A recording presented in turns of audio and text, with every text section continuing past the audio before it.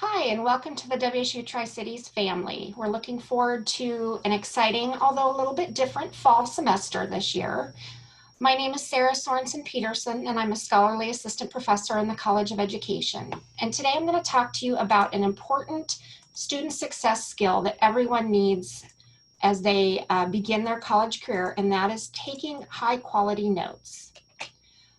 We're going to go over a few things today. The first is preparing for class. What do you need to be ready for so that you are in a position to take high quality notes? We'll address choosing the correct method, or at least the correct method for you. We'll get into the 5 phases of note taking as well as some important tips along the way. The first thing you need to do before you can even begin taking those high quality notes is prepping for class.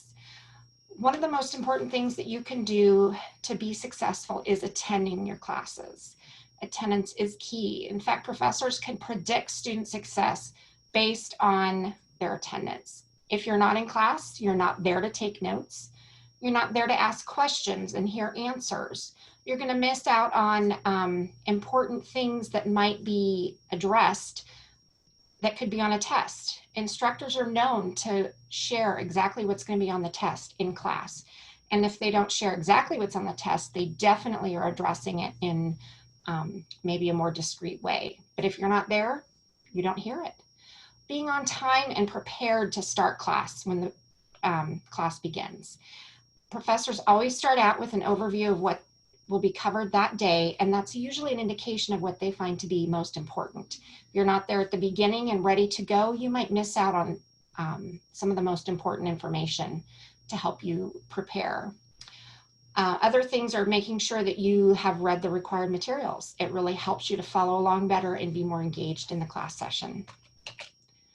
Let's get into the actual note-taking part of our discussion. There are 5 phases of note-taking. The first is the actual taking of the notes. And then it's processing the notes is the second stage. And that's where you really kind of think about what you've written when you took your notes. You go back over it, you identify what is the most important thing here, what are some of the main ideas. Then you start with the third phase, which is connecting thinking. You want to analyze what you took notes about. You want to do some, ask yourself questions, maybe think about some potential exam questions. Then you're going to summarize and reflect on your notes that you've taken. You'll put them in your own words. And then finally apply what you've learned. And that's where you actually use the notes that you've taken to study. The first step in taking notes is to select a format that works for you. There's lots of formats out there, and people use all kinds of different formats in different ways. There's Cornell Notes, which is just a fancier template for taking 2-column notes. There's also 3-column notes. There are mind maps, concept maps, graphic organizers, and interactive notebooks, which are often used in science and math classes. Once you've selected your format, you want to make sure and do your best to paraphrase the information. Taking it down word for word doesn't necessarily help you remember it. In fact, sometimes it's kind of a mindless task. If you paraphrase it, it means that you're thinking about the material and then putting it into your own words. And that really helps you to remember and retain information. Here are some examples. So here's an example of Cornell Notes. As you can see, it's primarily a 2-column note with an essential question summary.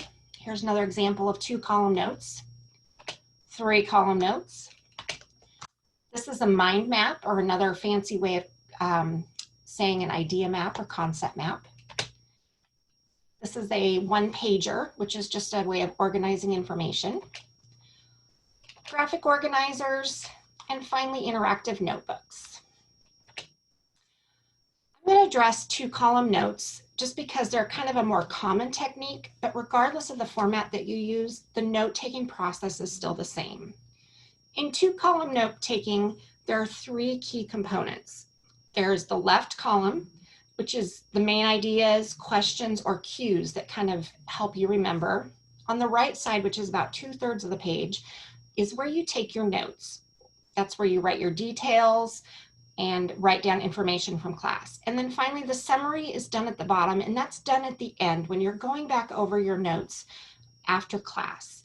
That's where you review your notes and put them in your own words. You'll write a paragraph or two where you summarize what you learned that day.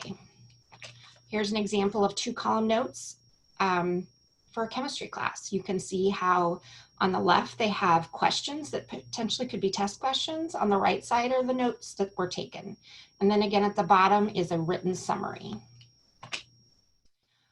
Another way that can be very helpful for helping you take notes a little bit more quickly is to use abbreviations. Here's just a few examples that you can use. There's lots of other ways, and some people don't use them at all. So now, what's the best way for you to take notes? Are you a pen and paper person or a technology person? There's pros and cons to both. The key is to do what works for you and to understand what works for you. Handwritten notes are easier for illustrations and diagrams, better for visual learners. They're a lot better for helping you understand kind of more conceptual ideas. They really help people focus more. If you get distracted by social media or surfing the internet, handwritten notes are a much better option for you. They're also reliable and available all the time. You never have to worry about your technology failing with handwritten notes. But then there's the pros for digital notes as well. They're faster and easier to take a higher volume of notes, especially if you're a fast typer. If you're a slower typer, it may not be a great option. They're easier to edit and reorganize when you're studying them later. They can be backed up and shared and then searched again. You can search for certain key items, concepts, things you're looking for. And they can be a good option for people who need to comprehend factual information. So that's where they might be a little bit stronger than a handwritten note when you're just listing facts, versus handwritten notes often focus on concepts. The key is, regardless of if you do handwritten or digital notes, the key is how you use them afterwards. The next phase is processing the notes. And this is where, once you've taken notes in class, you want to go back over them and look through them again. Highlight key information, circle main ideas, add things that you read from the textbook, evaluate what you've written and look for really important pieces of information. Where have you, is this something that the professor emphasized in class? Is this something that you read that was bolded in your textbook? Really parse out that important information. Then once you've done all that, you want to stop and think about what you've written. What have you circled? What did you highlight? This might be where you clarify information, connect words with, maybe there was a handout, connect your handout to where it fits into your notes. Summarize your ideas. This is where you're going to write, start thinking about that summary that you're going to write. This is also the step where you'd formulate test questions. Look over the notes that you took and think about, could I write a test question that might be on the exam? Might be a place where you would have jot down questions that you have yourself. Collaborate with your classmates, maybe in form study groups, and go through your notes again. And lastly, clarify confusing concepts. Use office hours. I can't emphasize that enough. Take your notes and your questions to office hours. Meet your professors, get to know them, and talk to them. They're your best resource. Next is summarizing and reflecting on your notes that you've done. This is where you're going to write that paragraph or two summary of what your notes say. You're going to kind of synthesize those main ideas, combine them into a short and concise statement. Oops, went too fast. Finally, the last step is applying learning. And this is where you're going to actually use the notes that you took. You've done the work of taking the notes, reviewing them, reorganizing them, clarifying them. Now you're going to use them to study. And this is where repetition comes in. This is what's called the forgetting curve. And this is based on an 1885 study by a German psychologist named Hermann Ebbinghaus. It talks about how repetition has a significant effect on how much you remember. If you, let's say you were to take notes one day and not look at them until 2 months down the road when you have to take your final exam, you are probably only going to remember maybe 25 to 30%. And that's probably not going to help you get a great score on your exam. But if you go back over them, you review them again, Maybe you rewrite them, or you put them in an outline form, or you just recircle and review the questions that you asked yourself. And maybe you're a flashcard person, you make flashcards based off of your notes. Every time you review those notes, you're improving your retention and you're going to remember more. The retention or the forgetting curve shows that if you go back over them 5 different times, your chances of remembering is between 90 and 100%.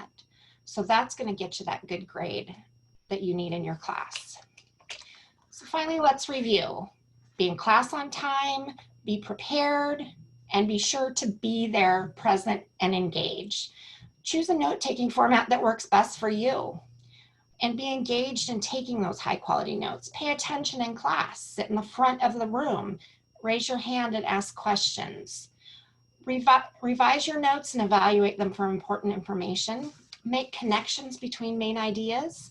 Summarize your notes in your own words, and finally review them again and again and again. Repetition is your key to success. Thank you for listening, and I wish you the best of luck in this coming year. And most of all, go Cougs!